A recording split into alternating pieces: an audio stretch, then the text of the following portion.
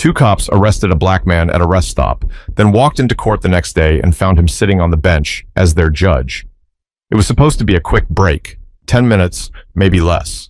Judge Terrence Malcolm Everett had just finished a 3-day legal conference in Topeka, Kansas, and was headed back home to Little Rock, Arkansas. He wasn't in his robe or courtroom shoes, just a gray polo, jeans, and the kind of tired eyes only long hours and constant expectations can give you. The sun was leaning west, brushing orange light across the highway, and after nearly 4 hours on the road, he pulled off at a rest stop near Coffeyville, population barely 9,000. A few semis were parked in the lot, and one family with a minivan was finishing up lunch at a nearby picnic table. Terrence parked under a tree, got out, and rolled his neck slowly. His phone buzzed in his hand, another voicemail from his clerk. He looked around, took a few steps toward the grass, and answered a call from his wife, Yvonne. "Still on the road?" she asked. "Just pulled over. Don't worry, I'm not driving while talking," he said with a slight chuckle. Needed to stretch. They spoke for a few minutes about dinner, about their son Marcus's report card, about nothing in particular. He could hear birds chirping, cars humming by in the distance. That's what made it peaceful. Quiet, but not dead. Familiar. Then, he noticed a white pickup truck slowing as it entered the rest area. Sheriff's markings on the side. Another cruiser followed, lights off. He didn't think anything of it. Judges aren't above the law, but they're used to seeing law enforcement around. The judge even gave a small nod toward the first deputy as he walked past to toss a water bottle into the trash can, but the man didn't nod back. He stared. Judge Everett glanced at his phone, still talking to Yvonne. "Everything okay?" she asked, hearing the silence in his breath. "Yeah," he replied slowly. I think the local police just pulled in." He didn't say it, but his tone had changed. Not because of fear. Terrence Everett had spent his life in courtrooms standing firm under pressure, but because he knew that look. The one that scanned you like you weren't supposed to be where you were. Two deputies got out. One was tall, thin, reddish hair. The other shorter, broader, a thick mustache. Both white. Both walking his way now. "You mind hanging up the phone for a minute, sir?" the tall one said, hand resting on his belt. Terrence narrowed his eyes, confused. "May I ask what this is about?" "We got a call about a suspicious individual out here," the stocky one added.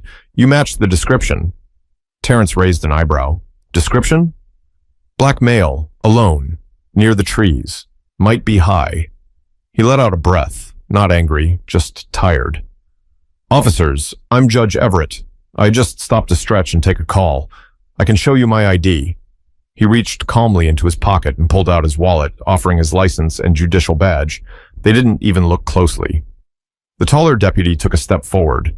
"We still need you to place your hands on the hood of the vehicle, sir." "You're detaining me?" "No, not detaining, just making sure everything checks out." "You just said I matched a vague description. That's not reasonable suspicion," Everett replied. "You're refusing to comply?" the stocky one asked, already raising his voice. "No, I'm explaining that I know my rights. I'm a judge, not a threat, and I've done nothing wrong." But that only made them more aggressive. The moment he hesitated to move, they grabbed his arms and forced them behind his back. His phone fell to the ground mid-call. One of them picked it up, saw Yvonne's name on the screen, and ended the call without a word. Terrence didn't shout. He didn't fight. He stood with the kind of restraint that most people never have to learn. The kind that comes from decades of knowing that if you speak too loud, you're the problem. But as they pushed him toward the cruiser, his heart sank. Not from fear. For the first time in years, it was disgust. But this was only the beginning, because someone had been watching from the far end of the lot, phone camera already rolling. The camera caught everything. A teenager sitting in the backseat of his mom's SUV had noticed the scene unfolding and quietly started recording.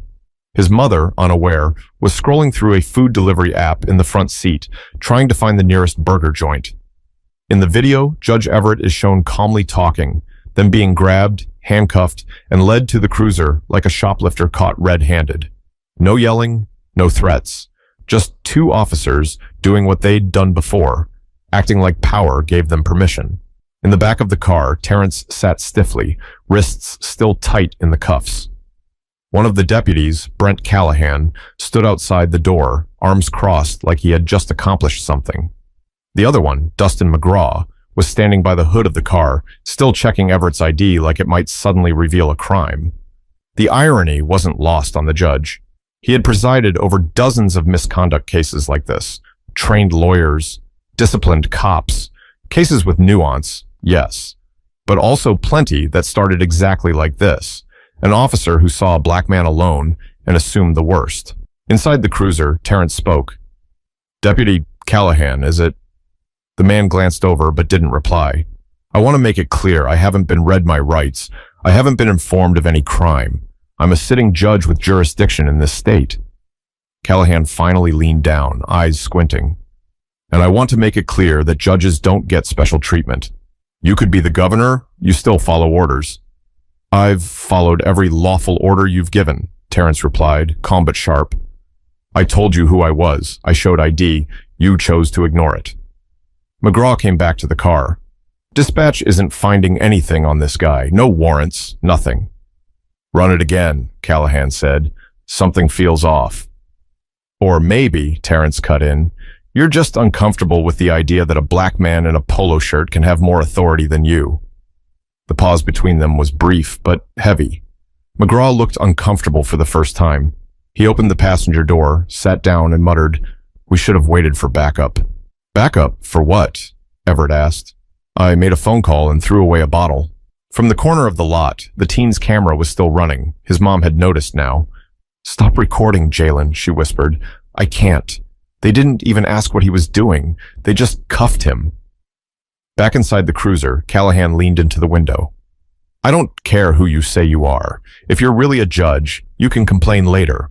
Right now, you're staying put until we say otherwise." Terrence leaned back, looking straight ahead. "Oh, I will. I absolutely will." Then came the distant sound of another siren, short, sharp, different from the county ones. It pulled into the lot fast, slowing only at the last second. A Kansas State trooper stepped out, tall, brown-skinned, wearing sunglasses and a clean-pressed uniform. He scanned the scene quickly, man in cuffs, 2 local deputies, tense energy.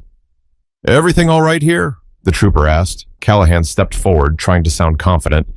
"We had a report of a suspicious subject, matched the description. We're just checking ID." The trooper looked in the cruiser window. His eyes locked on Everett's face, then his body froze just slightly. "Judge Everett?" Terrence nodded. "Good to see a familiar face." "Release him.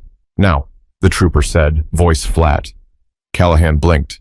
"Wait, what? You know this guy?" "Yeah, that's Judge Terrence Everett, Federal Circuit Court. He gave the keynote address at the conference yesterday." Silence. A long one.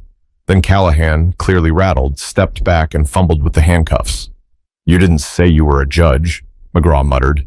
"I said it twice," Everett replied. "You just didn't want to believe it." But the real reckoning wasn't in that parking lot.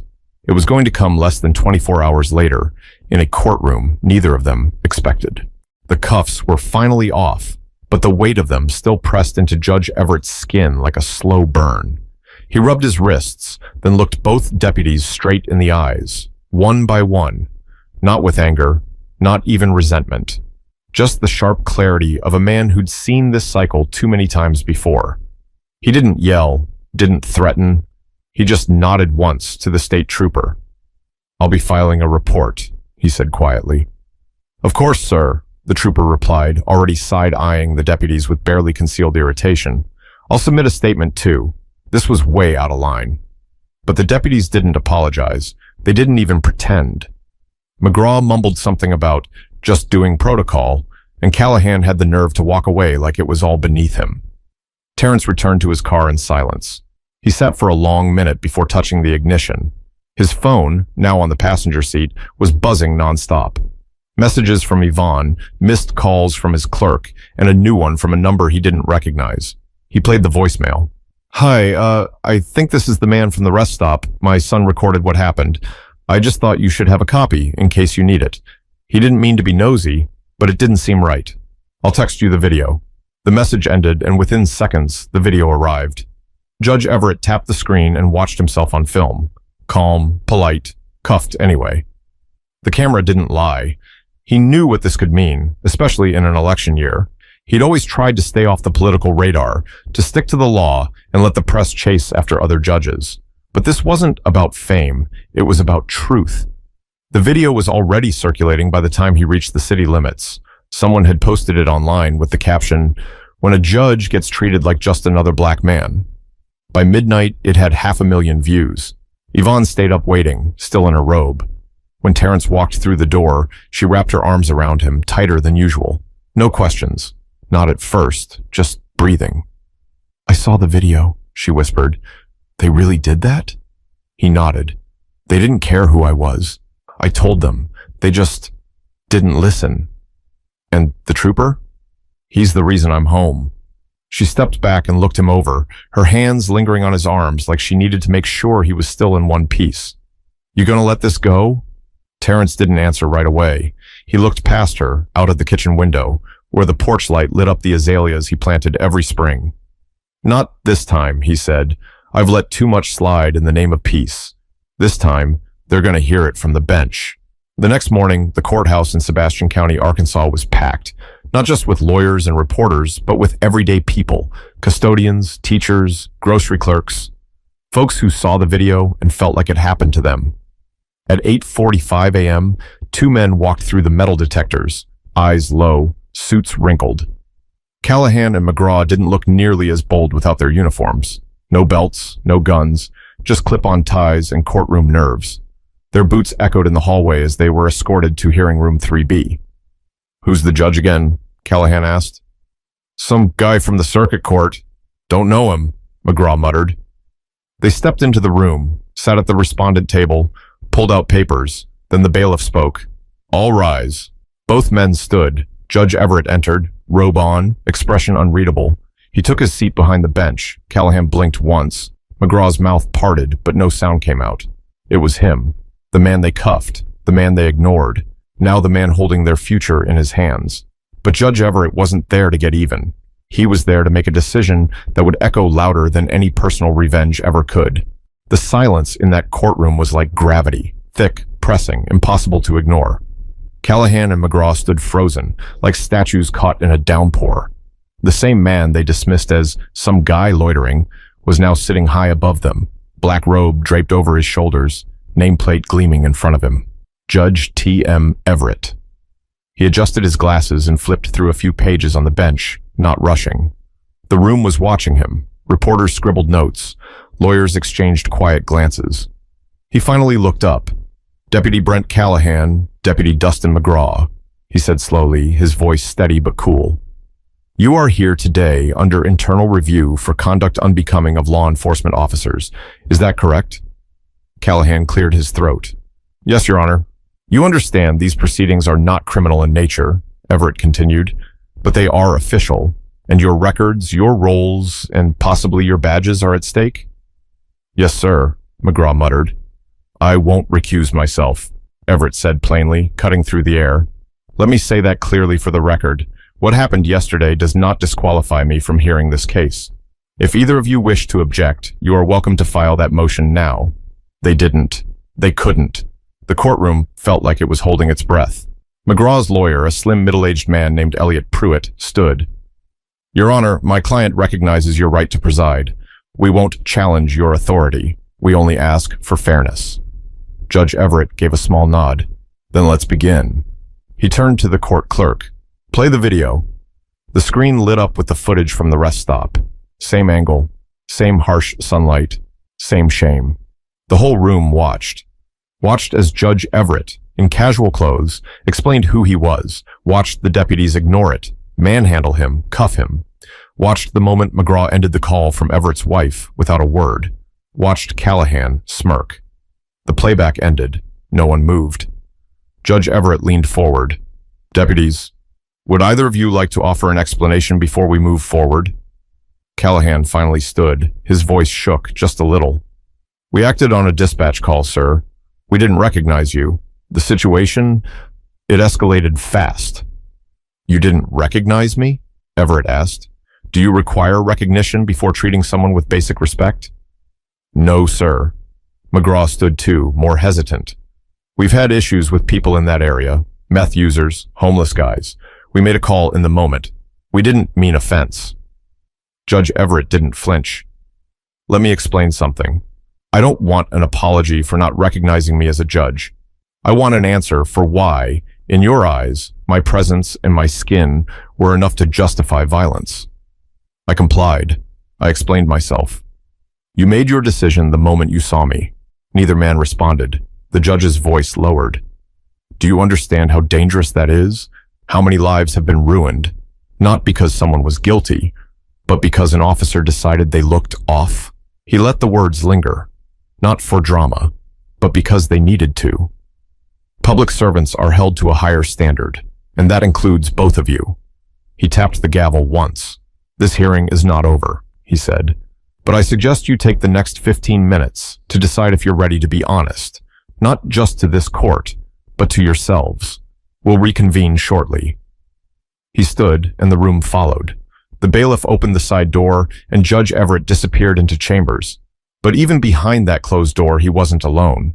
Because now the country was watching, and the next choice he made would say everything about what justice really means. The hallway outside hearing room 3B was buzzing, not with noise, but with presence. Dozens of people waited in silence, phones clutched, eyes fixed on the double doors like they might swing open with something historic. Word had spread fast. Local news vans parked outside, antennae reaching into the air like curious hands. Reporters had been live for over an hour, and on Twitter, TikTok, Facebook, everywhere you looked, the story was boiling. Judge Everett, rest stop, justice, profiling on camera. The video had crossed 1 million views before the lunch break. The caption had changed too. Now it read, he tried to tell them, they just didn't care. Inside the courtroom, Callahan sat stiffly, sweat darkening the collar of his shirt. McGraw was no better, his lawyer whispering into his ear, but he wasn't listening. He kept glancing at the gallery behind him. There was a young woman in scrubs sitting in the third row, a man in a mechanic's jumpsuit next to her, a few college students, a retired school teacher, all strangers, but not really. They were the people these two deputies had sworn to protect, and today they'd come to see what happens when authority meets accountability. The door opened. Judge Everett returned, robe still sharp, eyes unreadable. He took his seat and nodded to the bailiff. Let's proceed. The clerk read through statements from 2 eyewitnesses, including the woman who'd left the voicemail. She testified over Zoom, her voice clear and composed. They didn't ask questions. They went straight to force. My son's 15, and he knew something wasn't right. That's why he filmed it. That's the only reason the truth is out now. Then came the final video, dashcam from the state trooper's vehicle. It showed the moment he stepped out, recognized Everett, and ordered the cuffs removed. Callahan slumped in his chair. McGraw dropped his eyes to the floor. Judge Everett folded his hands. Deputies, he said, do you believe you made a mistake? Neither spoke. I'm not asking whether you meant harm, he continued. I'm asking whether you recognize the harm you caused. McGraw's voice cracked. Yes, Your Honor, I do. Callahan didn't speak. Everett leaned forward slightly. I've been in this position for 20 years. And for 20 years, I've watched officers get protected by silence. By each other, by their departments, sometimes even by the courts. But justice doesn't care about your badge. It cares about the truth. He looked at each man for a long moment. I'm recommending disciplinary action to your department, mandatory suspension. And I'm also making a formal referral to the State Attorney General's office for civil review. Whether further action is taken is no longer up to me, but I'm not letting this be buried under paperwork. The room stayed quiet, but the weight of his words was heavy.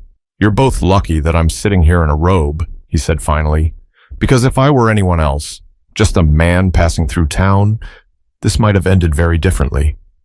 No applause, no shouting, just understanding. Yvonne was in the back now, too. She met his eyes and gave the smallest nod. Not approval, not relief, just quiet support. But justice isn't finished when the gavel drops, because what happened next took the story beyond the courtroom. When court adjourned for the day, the deputies slipped out the side entrance to avoid reporters, but it was too late for shadows. Everything that needed to be seen had already been seen. By the next morning, it was all over the news. Not just local stations, but national headlines, cable pundits, online blogs. podcasts. Some defended the deputies, calling it a misunderstanding. Others pointed to the video and said it was a mirror of what millions of people have been shouting for decades. It doesn't matter what you wear, how you speak, or what title you carry. Some folks will only ever see a threat. But inside the courtroom, that moment, the look on Callahan's face when he saw who the judge really was, that moment had become something bigger than just two officers and one man. It had become a question. What happens when power is forced to look itself in the mirror? Judge Everett arrived back in chambers the following morning early. He didn't turn on the TV. He didn't check the headlines. He just sat at his desk with a black pen and a yellow legal pad, writing by hand, something he rarely did anymore. Not his verdict. That part was done. He was writing something else, a statement. Not to the court, not to the state, to the people. A few hours later, he took the bench again. The courtroom was quieter now. No cameras allowed this time. Just the people. The ones who showed up again, voluntarily. I've had a full day to consider what happened here, he began. And not just in the legal sense, personally. He looked out into the rows of faces. Black, white, brown, young, old. There's a truth we all live with, some more than others. That sometimes, no matter how much we accomplish, how we speak, how we dress, someone will still look at us and see other. He paused. The silence felt respectful this time. I've spent my career telling people to believe in the law, to trust it, and I still do. But I also know that trust can't be one-sided. It has to be earned. Every day, on every traffic stop, in every police car, with every badge. Callahan shifted in his seat. His lawyer whispered something, but he didn't react. Justice is not about revenge.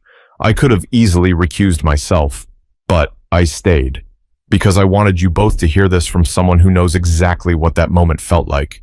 His voice softened, but never lost strength. It felt like being invisible, like nothing I've done or become mattered. McGraw blinked quickly, his shoulders tensed. But here's the part you probably didn't expect. I forgive you. That made Callahan's eyes twitch, just for a second. I forgive you, not to make you comfortable, but to make myself whole. Because what you did doesn't define me, and it sure as hell doesn't get to weigh me down. He reached for his gavel. This court is adjourned. One clean knock. He stood and stepped down from the bench, removing his robe slowly, carefully, folding it in his arms as he walked past the table where the two deputies sat. Neither man said a word, but as the judge walked out, not with bitterness, but with purpose, it left the room with a question no one dared ask out loud. Who do we become when we finally get a taste of the justice we've always preached? By Friday afternoon, the video had passed 5 million views, but Judge Everett hadn't posted once. No interviews, no statements beyond what he said in court. He turned down cable appearances, politely declined every morning show invitation. He wasn't chasing a moment. He was trying to survive it. At home, the porch was quiet. The phone didn't ring as much anymore. His clerk was handling most of the press. His son, Jordan, stayed off social media altogether. Too many folks pretending to get it, he'd said. Too many using it to score points. And maybe that's what bothered Terrence the most. This wasn't a headline. It wasn't content. It was his life. It was his body in those cuffs. His voice, calm but ignored. He was back in his office the next week. Cases stacked up, motions to review, decisions to write. The world kept moving, but something inside had shifted, quietly, deeply. That morning, he got a knock on his door. The clerk stepped in. "You've got a visitor." "Lawyer or defendant?" Everett asked without looking up. "Neither," she said. "It's Deputy McGraw. He's alone." He looked up, surprised. "Here?" She nodded. "Said he doesn't want anything, just to speak. Said if you say no, he'll walk away." Terrence paused, thinking. Then he stood. "Send him in." McGraw entered wearing jeans, a flannel shirt, and eyes that looked older than last week. He didn't sit. He didn't shake hands, just stood, wringing his fingers. "I don't expect this to fix anything," he started, "and I know I've got no right to take more of your time, but I had to say something, in person." Judge Everett said nothing, just nodded once. I've been in law enforcement for 15 years. I thought I was a good cop. I told myself I was one of the ones who treated people right. But watching that video, hearing my own voice, I didn't even recognize the guy talking. That wasn't protecting people. That was ego. That was fear I didn't want to admit I had. His words stumbled, but he never stopped. I don't expect forgiveness. I don't expect anyone to say I deserve a badge again, but I needed to own it. And I needed to say thank you for not using your power the way I used mine. Terrence looked at him, his face still unreadable. And Officer Callahan? McGraw hesitated. I don't think he's ready. I don't think he believes he did anything wrong. Everett finally stood and extended his hand. McGraw stared for a second like he didn't trust it, but he took it. I don't forgive you because you said sorry, the judge said.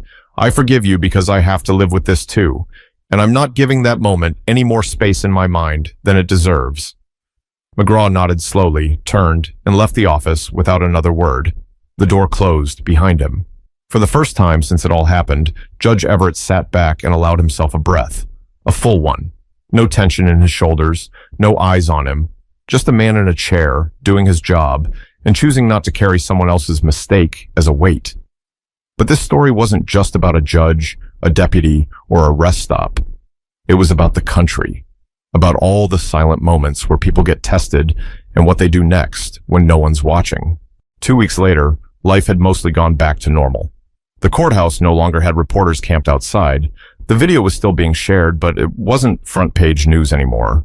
New scandals had taken its place. That's how these things work. People move on, but not everybody. A group of local high school students invited Judge Everett to speak at their civics class. It wasn't something he usually did. He was more comfortable behind a bench than in front of a whiteboard. But he agreed. Maybe because he knew this story didn't belong to just him anymore.